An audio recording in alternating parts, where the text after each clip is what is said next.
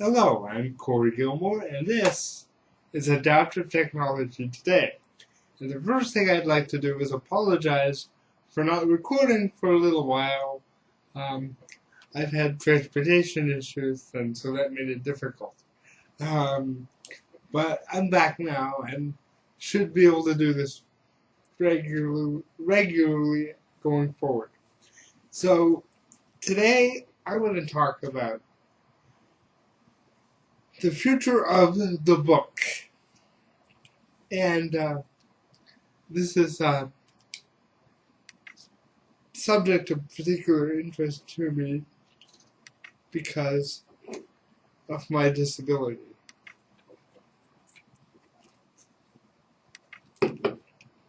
As you know, I have an iPhone.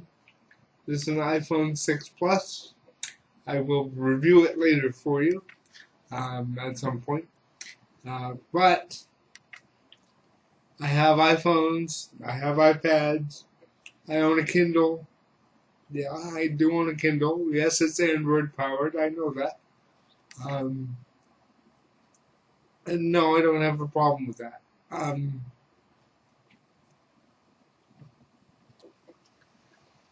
So I've played with many different devices. My girlfriend had a Android powered tablet for quite a while, and I used to play with that. But my point is that these are all devices that for me make it possible to read. Because no matter what I do, if I take a piece of paper and attempt to do this with my fingers, the print doesn't get any bigger. And I personally don't think that's fair. I think we need to develop paper that will respond to pinch to zoom. But it's just me. So, given that paper doesn't respond to pinch to zoom, my only choice is to use some kind of electronic device to read books. Now, when I was growing up, I couldn't read books. Because even large print books, well, they're not that large. Because you see what happens when you print something, you lose a font size and a half. So you lose 1.5 font sizes when you print something out. So the large print books were not large enough for me to see. So it's only now that I've been able to begin reading, things I really enjoy. I love classic books like, Christmas Carol, which is really appropriate this time of year, and The Time Machine by H.G. Wells. And I just love books, and I love reading. But the actual practice of reading was extremely difficult. So I'd like to talk a little bit about the differences between technology. So I'm going to start with a semi-live demo. Just give me just a minute.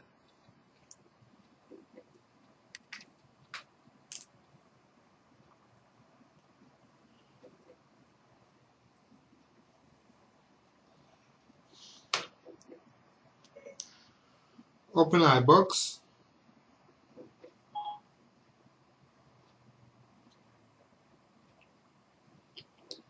Okay. Now, this is my iPhone 6 Plus. It, of course, comes with iBooks. And I have a lot of iBooks. And I just pick one. And it's downloading now. And we should be able to show you how I read it in a moment. iBooks is, of course, not the first ebook reader in the world, and it's not the only one I use.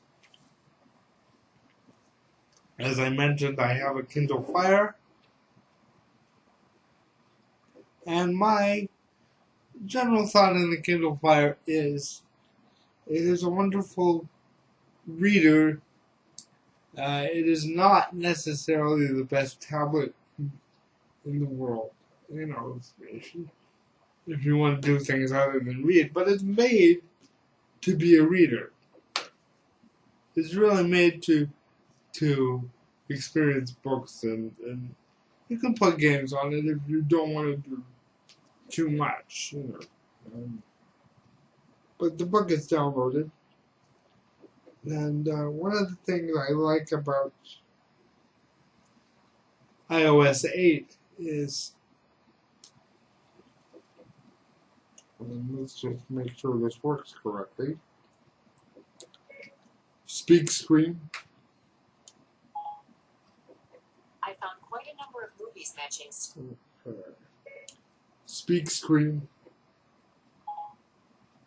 Scrambled out of bed and groped his way to the window. He was obliged to rub the frost off with the sleeve of his dressing gown before he could see anything, and could see very little then. All he could make out was that it was still very foggy and extremely cold, and that there was no noise of people running to and fro, and making a great stir, as there unquestionably would have been if night had beaten off bright day, and taken possession of the world. This was a great relief, because 3 days after sight of this first of exchange paid to Mr. Ebenezer Scrooge or his order, and so forth, would have become a mere United States security if there were no days to count by. Scrooge went to bed again, and thought, and thought, and thought it over and over and over, and could make nothing of it. The more he thought, the more perplexed he was, and the more he endeavored not to think. The more he thought, Marley's ghost bothered him exceedingly. Every time he resolved with an...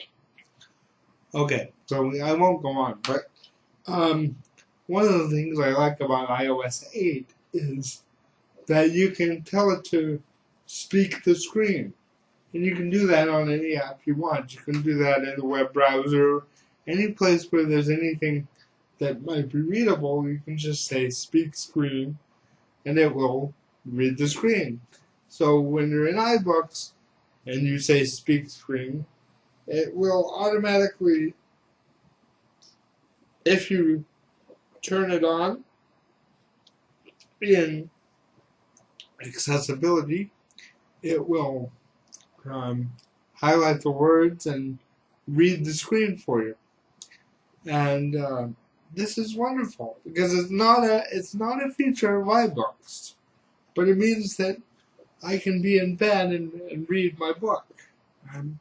It also means that I can put the Kindle app on here and tell my iPhone or my iPad to speak the screen, and it will speak the screen of the Kindle app. So a lot of what I used to use my Kindle for, I can now just log into the Amazon Kindle app and read my book, and it's wonderful. The one thing, iBooks does have some neat formatting things that the Kindle doesn't have. So I do look for books there first.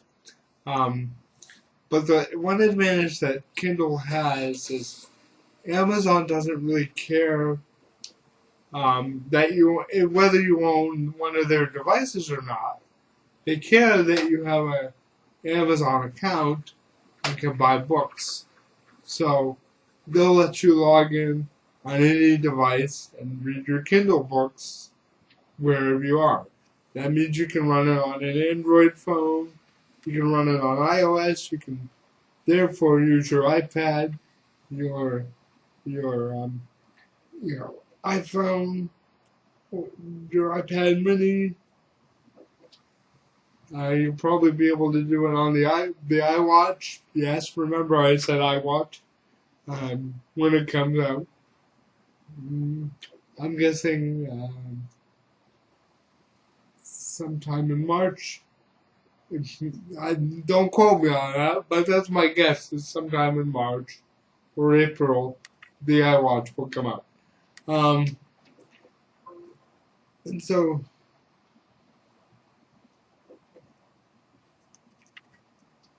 that's the advantage to Kindle. As I said, iBooks does have some formatting things that Kindle doesn't have. Um, they do some things like I have children's books because I work at a preschool. I have children's books that can be read to you. They have narrators, like,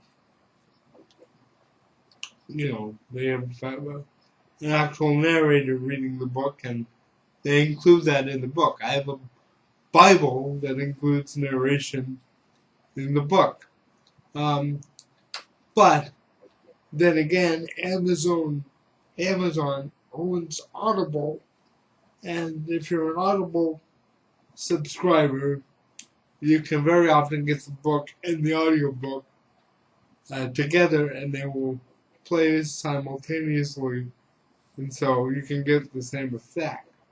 But it is nice to be able to get that all in one thing rather than have two subscriptions, the Amazon account and the Audible account. It's nice when you can do it all together. You can't do it for everything, but it is nice to have. Now, one thing I really want to talk about is there are people out there, and I'm not one of them.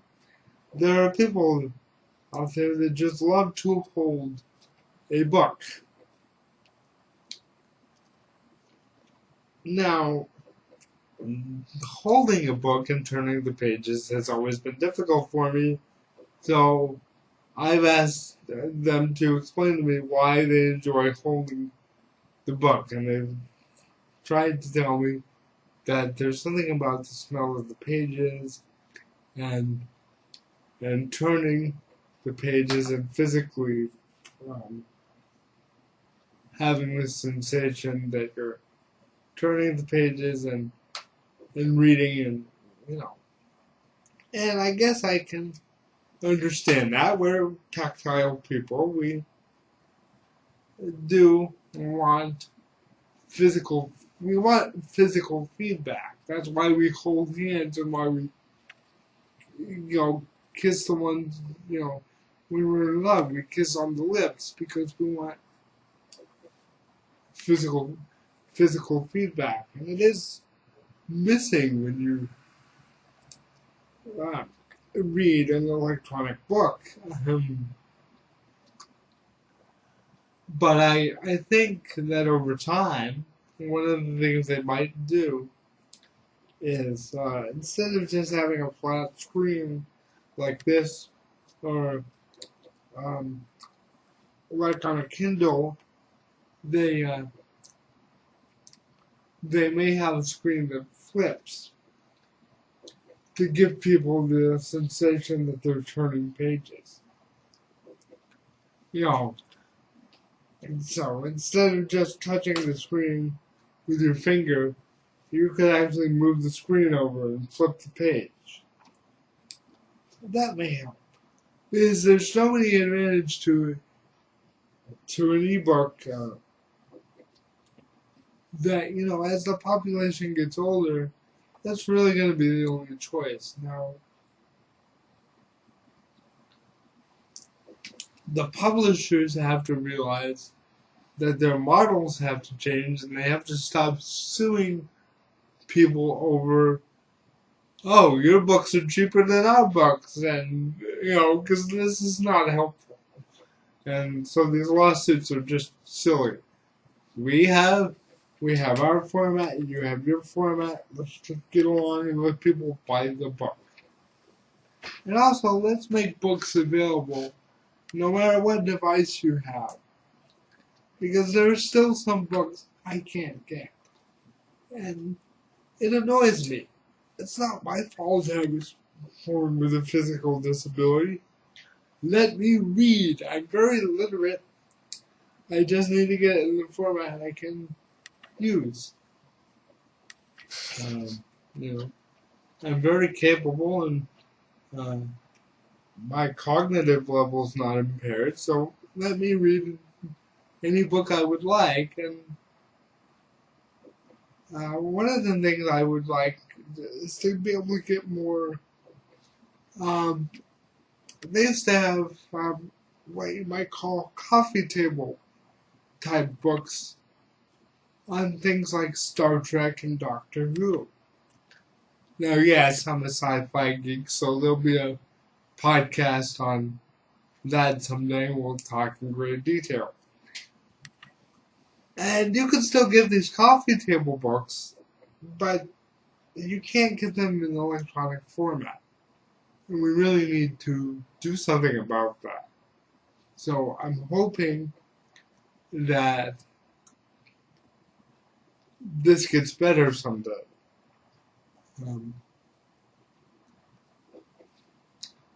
And by the way, iBooks also has an advantage. Because I have a Mac, iBooks is available on my Mac.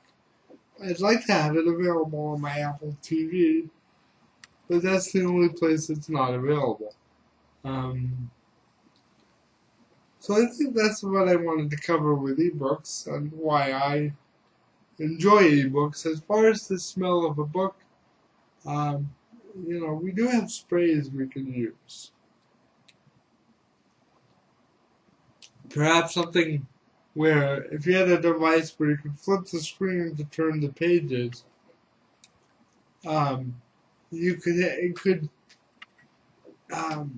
secrete the scent of a leather-bound book, so that as you were reading, you'd feel more like you were reading a book. The device has to be compact enough to use. It's got to be readable in the sunlight. So we will see where everything goes. I just hope that this has been helpful. And until next week, I'd like to thank Leo Laporte and the Twit team for their inspiration, and say good night, Leo, wherever you are.